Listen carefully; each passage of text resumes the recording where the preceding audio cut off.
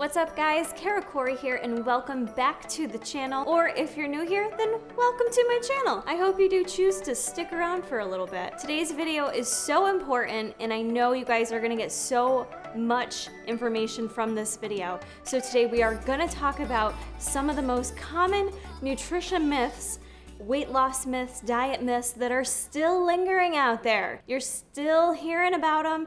People are still doing them, maybe you're still doing them, and I'm here to debunk them for you and get your mind straight. Now, before we hop into those nutrition myths, I want you guys to take a minute right now, hit pause, go right down to the comment section, and tell me what you think the number one nutrition myth is right now today that people still are seeing and doing. I had went ahead and reached out to you guys on Instagram and asked you to give me your ideas for the nutrition myths that you still see that you wish would go away. You're sick of seeing them and hearing them. So I want you guys to guess down below what you think the most common nutrition myth still is, and I'll let you know at the end of the video. Gotta roll the sleeves up to do some debunking here. Now, many of you who are familiar with the channel, you guys are already involved in health and fitness and probably, maybe or maybe not, don't give into a lot of the gimmicks out there. However, a lot of these do still occur, and I'm gonna talk too about why some of these came about. Myth number one is low-fat diets, and that's how we need to eat in order to be healthy and lose weight. This is not the 1990s anymore. Snackwells, man, I did love your cookies, but the low-fat era really has come and gone. But we still do have people who believe that is the way you need to eat to be healthy and lose weight. And that is absolutely not the case. Doesn't matter who you are, we all need fat to be healthy. We need fat for energy. It's an excellent fuel source for our bodies. So fat is critical for nutrient absorption, in particular our vitamins A, D, E, and K. Without having some fat and optimal fat levels that are high enough to actually absorb those vitamins, you are not going to be able to absorb them into your body. And those are critical for so many different functions in order to feel our healthiest. There are other components of fat that are also super important. Things like cholesterol that also get a very bad rap, but we need that in our diet. Things like cholesterol help us to produce necessary hormones, things like testosterone and estrogen, and hormone balance is kind of all the rage right now, but that's huge in terms of your health, your overall well-being, and how you're gonna feel on a day-to-day basis. Without that coming in your diet, you're not gonna have that overall regulation of your body's hormones. We also know too that all fat is not created equal. We have different kinds of fat. We have trans fats are out in the market. We have saturated fats, polyunsaturated fats, monounsaturated fats. And now, while most dietitians tell you to avoid trans fat altogether or keep it as minimal as possible, you do want to make sure you are getting in a variety of those fats. So it's not just one type of fat you want to eat. With your fat consumption, you also want to try to get a little bit of your unsaturated and your saturated fats. If you've ever gone on a low-fat diet, and I was part of the low-fat diet era, you will know that when you have limited fat coming in, not only does your energy just plummet, but you don't have drive to do anything. Your mood can suffer, your libido can suffer, just your overall personality can really take a toll when you don't have such a vital nutrient coming in through your diet.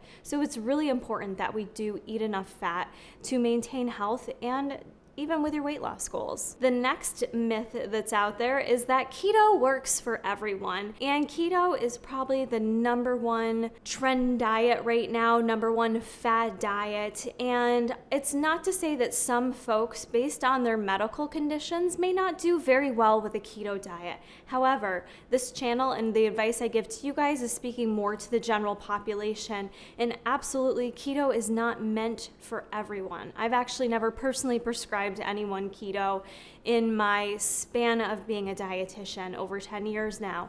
But keto is something that has been studied quite a bit, but more so in the mice population when it comes to weight loss. We do not have long-term data and studies to support keto being sustainable and healthy for the long term and for weight loss. And we do know that mice studies do not equate to human studies. We are two different species, so we can't just assume that the same is going to be the best for humans. So for those that have done keto and lost weight. In those studies, they did still find some negative side effects that folks would report. Things such as GI distress, also some cardiovascular changes and other metabolic changes that were reported from this type of diet for a somewhat longer duration of time. However, again, we still don't know the true long-term effects. So you cannot say that this diet should be recommended, nor do I say it should be recommended for everyone. The next myth is not to eat after a certain time at night. This one I still hear so frequently, probably almost on the daily, just in normal conversations with people, not necessarily just my clients, but how often do you hear that, oh, I don't eat after 7 p.m. or, yeah, I do eat late at night, but I know I shouldn't. And that is absolutely not the case. In terms of your health and your weight, it really doesn't matter what time of day you're eating. It really more so matters your overall caloric consumption for the day. And I know that's a really simplified way of putting weight loss. I don't intend it to be that way. But for those that, feel like they shouldn't eat that late at night, this myth was created and kind of came about more so because what happens at nighttime. Often what we do for those that come home from work, you unload, you have time to finally sit down and relax, and you eat, and you tend to snack, you watch TV, you're maybe not as mindful of what you're eating, and that in itself can lend itself to overeating. Also, what a lot of people do is they go throughout their day so busy working, they fail to eat a few meals during the day, and they come home and they are starved. And so they can end up way overeating their calories just in that one sitting because they didn't eat enough during the day. So that's kind of another thing with skipping meals, that it can lend you to overeating.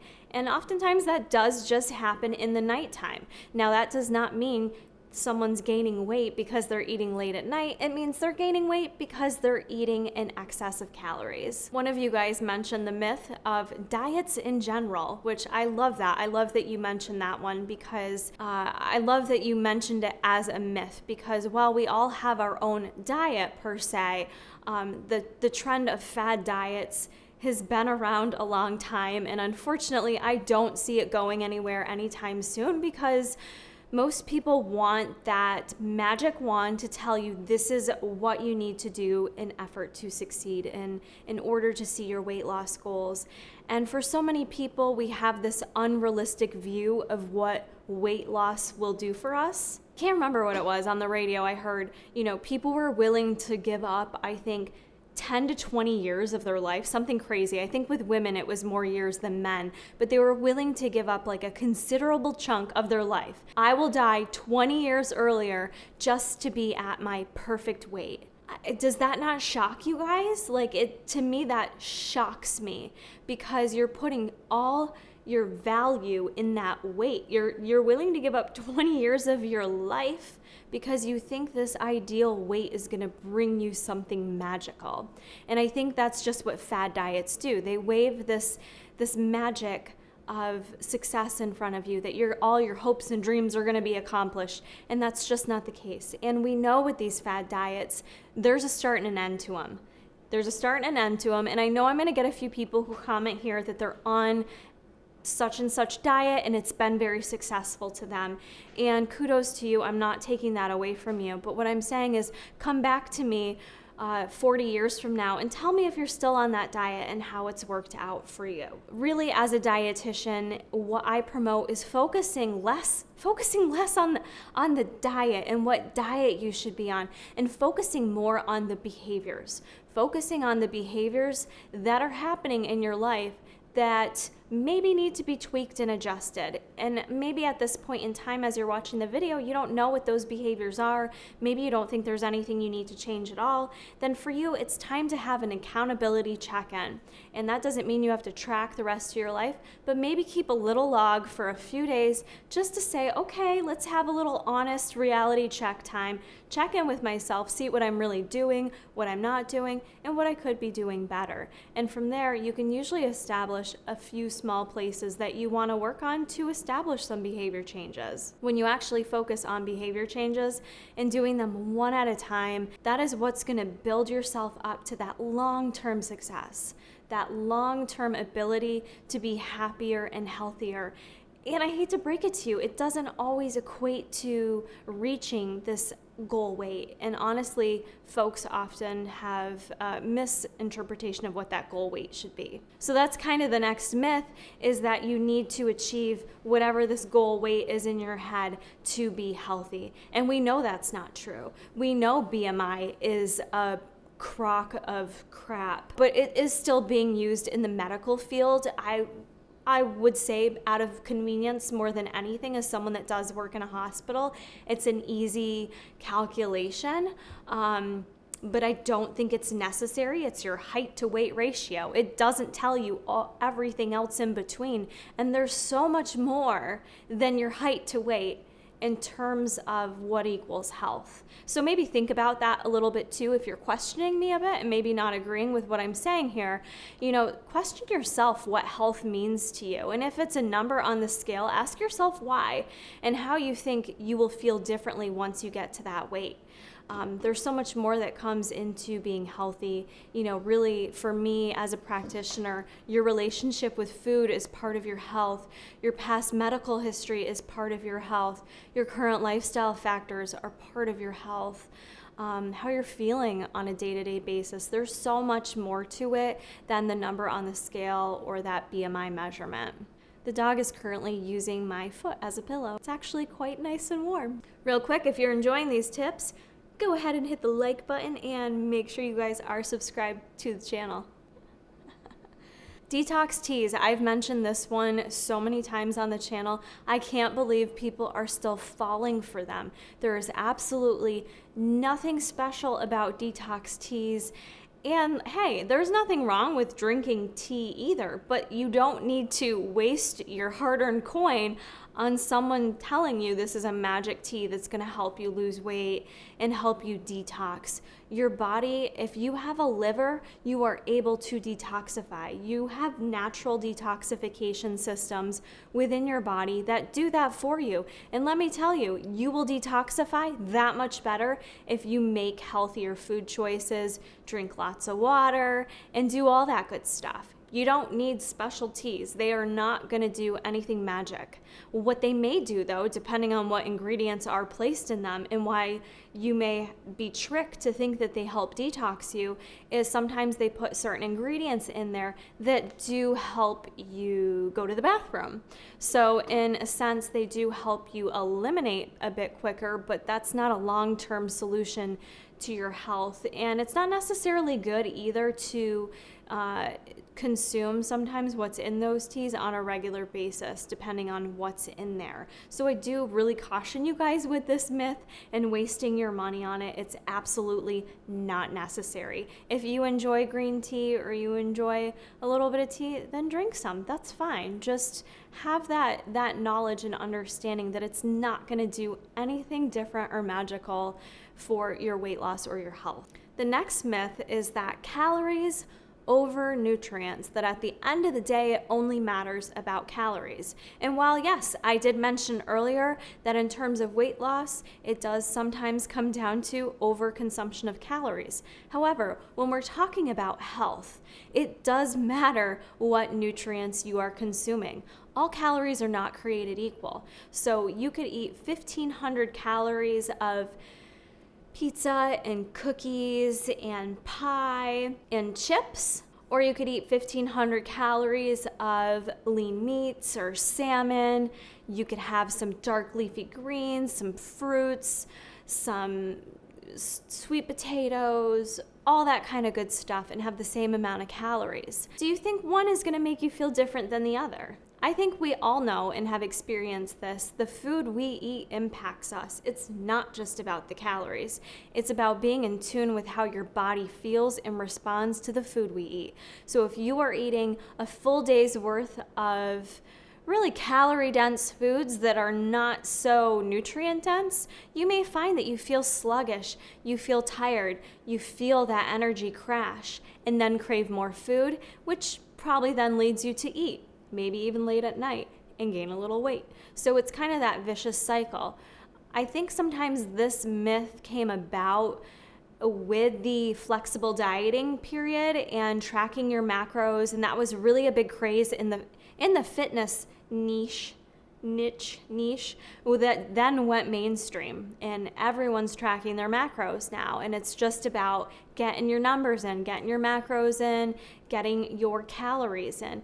It really is so much more than that in terms of your health, and even for weight loss goals if we're talking about weight loss. But long term, it's really important that you are making choices that fuel your body, not just energy-wise, calorically, but at a cellular level. And we tend to check out and not think about the cellular level, but if you think about how many cells are in your body and how many functions they participate in between absorption and digestion and metabolism, and that's the stuff I geek out over, why I loved being in this field and going to school for it, because it was just so cool to think about the food you eat and how it all works within your body and all the cool things it does for us, and maybe some of the harmful things it can do too, right? But for most of us, we check out, we eat our food, and we go about our business. I get you. We're all really busy to sit there and think about how things are digested and absorbed and utilized in our bodies.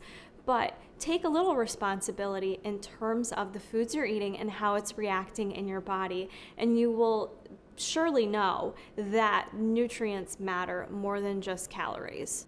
I really wish this next one would go away, but it's still here, and a lot of you mentioned this one. It wasn't the number one, but it was close, and that is that fruit is bad for us. Fruit is too high in sugar. We shouldn't eat fruit. It's bad. It spikes our blood sugar. Oh my God, it's the end of the world eating fruit, and I just can't even on this one. So yes, when people are like, well, fruit has sugar in it. It does have sugar in it. Sugar is not the enemy, you guys, and you have to think about it's more than just sugar. You know, a banana is not just sugar, an apple is not just sugar. A thing of blueberries and strawberries, it's not just sugar. There's so much more to fruit than just sugar. There is so much good nutrition there. There's fiber there. There's potassium. There's electrolytes. There's vitamin A. There's vitamin C. There are so many things that, as I just mentioned, are going to help you at the cellular level to live a longer, healthier life. All that nutrition that helps prevent that oxidative damage that can occur within your bodies, things that can lead to cancer and other long-term health conditions. You know, at the end of the day, does fruit have sugar? Yes, it does, but you do need sugar in your diet. So where this comes from being bad, again, I think it's the high sugar, low nutritive value foods that just give sugar a bad rap. So when people hear sugar, they think, well, all sugar is bad. We can't eat fruit either. That's not the case. And it's not to say you can't eat a slice of cake once in a while too. You guys know I'm all about promoting balance, but there's no need to omit this entire amazing food group out of your diet. There really isn't. This last myth ends up being the number one myth that you guys report you are still seeing all over the place, and that is that carbs are bad. Carbs make you fat. And you guys also listed a bunch of carbs too that get a bad rap, things like bananas, potatoes, bread.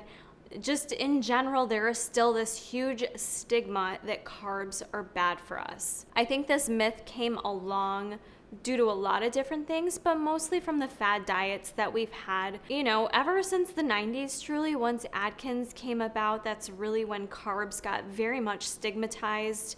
They kind of came back in style for a bit, and then we had other diets with keto, paleo is a little bit lower carb, still kind of lingering out there that maybe carbs aren't so good for us. Carbs are not the enemy. Carbs are the best energy source our bodies can receive, especially our brains. Our brains need and fuel best on carbohydrate.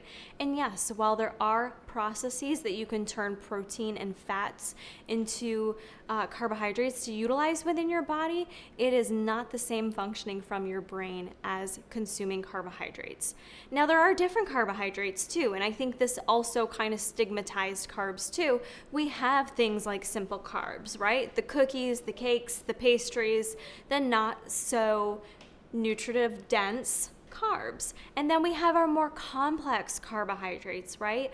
We have the fruits, the veggies, the whole grain breads, the more hearty oats, things of that nature. So those are two different types of carbohydrates. Simple carbs being a very simple glucose molecule. They're broken down very easily in our body, very easily brought into our bloodstream and utilized. Whereas something like a complex carb has so much more to it. It's sometimes 18 carbons long. It's so much more for your body to break down, and that's usually comprised of fiber and other vitamins and minerals that your body can use. So the process of eating complex carbohydrates versus the simple carbohydrates are much different, not only in terms of the nutritive value to the body, but also in terms of satiation and how you guys feel after you consume them. Oftentimes our simple carbs, we eat them and then, especially if you have nothing else with it, like a protein or a fat to help with the digestion, you will break it down very quickly. You'll get that little spike in energy and then follows the little crash with it, where you then seek out your next energy source, your next little pick-me-up. Whereas if you kind of focus more on including those complex carbs in your diet, you won't really have that same response. So I think that is in part of where this myth has come about. Carbs are not bad for us. Understood based on certain medical conditions, things like that. Some people may need to avoid the glutens. We all know it. Each and every person is very different. I'm giving you kind of my general information to debunk these myths, but that's the number one that lingers out there still. And man, carbs are good and they provide us so much energy, and you don't need to cut carbs in effort to lose weight. Sometimes that's not what you need to do. So they're not our enemy, and I hope that this kind of encourages you to incorporate more of the complex carbs, or at least take a look at what carbohydrate sources you guys are consuming. And just to touch on the carbs make you fat, carbs don't just create fat within our body. It does not work like that. Any one nutrient eaten in excess can contribute to fat storage. So it's not just carbs. When you consume them, they're broken down into glucose. They're first utilized in the bloodstream, then they go through the process of glycolysis. They are used in our muscles, for our organs, for our brains. They're used for so many things. So it's not that simple, like you eat a bagel and it gets stored as fat and the next day you have cellulite. Like, I truly think that's what people think when they eat carbs. And the human body and digestion is so much more complex than that. So please don't be scared of carbs, please. All right, guys, that is gonna wrap up today's debunking some of your diet and weight loss myths that you sent my way. I hope this gave you some good information, debunked some myths, and I also hope you guys do share this with other people that you see and hear are still following some of these myths. If you guys did enjoy this video, again, hit the like button. Be sure to let me know down in the comments below, or let me know if there's a myth that I didn't touch on in this video that just drives you crazy. I want to hear it. Let me know down below. I hope you guys enjoyed this one, and I'll see you in the next one. Bye.